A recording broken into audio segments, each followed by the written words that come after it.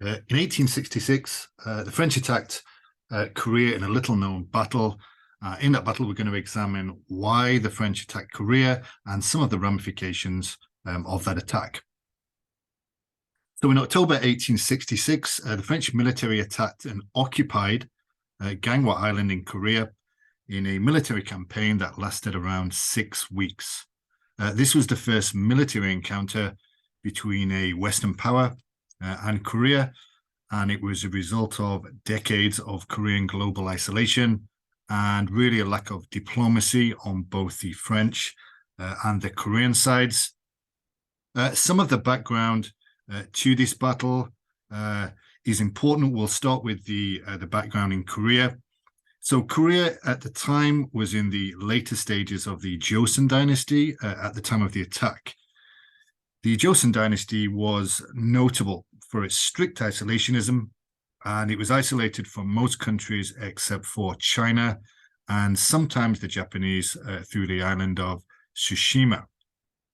The Joseon dynasty was an era infamous for its political infighting, its corruption, and its adherence to strict social hierarchies in the form of Neo-Confucianism. Control over the population and new ideas and influences were regulated by the ruling family and their court. However, it was impossible to keep out all ideas, and through secrecy and secret border crossings, Korea began to receive in increasing numbers Catholic missionaries. Christianity was not completely new to Korea at this time. There was a small number of Christian Koreans, but the number itself was small compared to the majority Buddhists. And Buddhism is a religion that had been around in Korea for centuries previously. The Catholic missionaries that entered Korea belonged to the Paris Foreign Mission Society, and the French missionaries entered to the North Korean-China border, or sometimes via the seas in secret, in order to preach to the small number of Christian Koreans already in the Joseon dynasty. It's important to remember at this time that Christianity was not specifically prohibited by the Joseon rulers, and generally they overlooked the practice as long as it did not come into conflict with the traditions of Confucianism and, to a lesser effect, Buddhism.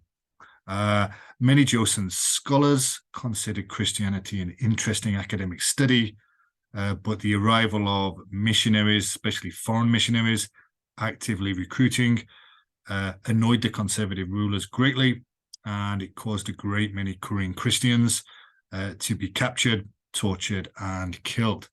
The foreign missionaries themselves lived a cautious and secretive life, trying not to anger the ruler at the time, while at the same time preaching. Often the rulers would just ignore the foreign missionaries, especially as the numbers were quite small in comparison. So it was at this uneasy time that the new ruler of Joseon was placed on the Korean throne, King Gojong, in 1864.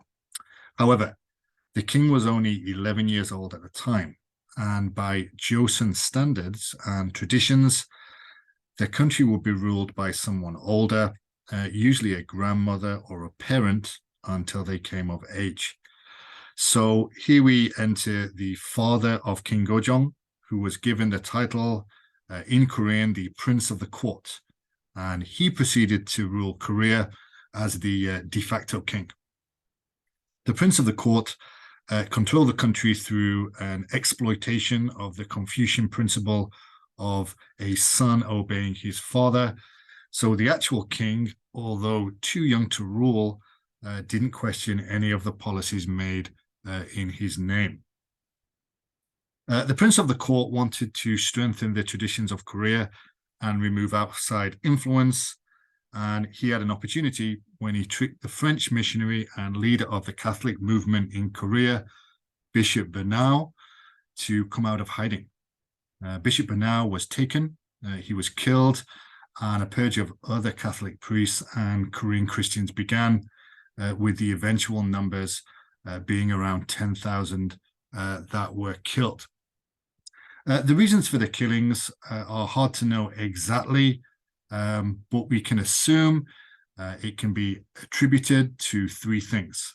First of all, Korea had poor harvests in that year, and that had caused social unrest. And any foreign influence at this time can be seen as a negative factor in terms of national security.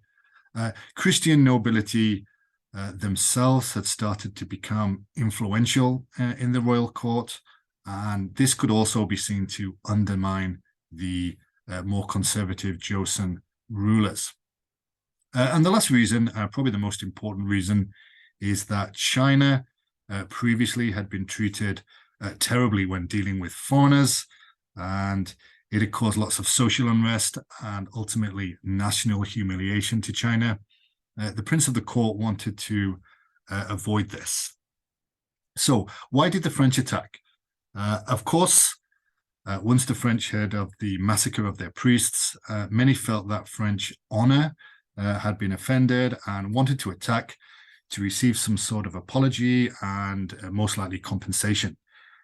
Global politics prevented a more diplomatic solution. Korea was seen as an extension of the Chinese Empire, being a vassal state at the time, and therefore the killings were seen by the French as part of a larger anti-foreign violence, as they saw it. That was happening further away in Chinese territory. The fact that Korea refused to open its borders or trade with the French meant that the French didn't really know much about the society, and this created an uncertainty about the reasons for the killings. So for all of the reasons above, a military solution was thought to be the best option. So the French attacked with gunships and frigates, and they took Ganghwa Island. It was impossible to sail further inland along the Han River, so the French just concentrated on the island itself. It wasn't too easy for them. The French were met with resistance from the Korean defenders, and most especially from the legendary tiger hunters of Korea. The tiger hunters of Korea themselves were considered some of the deadliest fighters in Korea at the time. The French, of course, didn't really have the numbers to move forward, and as the number of Korean soldiers increased, the French eventually retreated after agreeing that the few remaining French missionaries alive would be released to them. Before the French left, they did take a lot of things from their attack: weapons, silver, manuscripts, paintings, etc. After this, the French felt honor had been achieved, and they did what they could to try and rescue the remaining missionaries. The after effects of this battle was that the Joseon dynasty strengthened its isolationist ways. They no doubt viewed the attack as another reason not to trust foreign influence. And in fact, a few years later, Korea had another altercation with a Western power, the USA. And again, violence was experienced, due in part to a similar frustration with lack of trade and border policies and violence towards foreigners. So this event was more deadly for the Korean forces, and eventually, with a treaty with Japan, Korea finally agreed to open up. The manuscripts themselves, the stolen manuscripts, continued to be a diplomatic issue between the two countries until France eventually agreed to return them in 2011.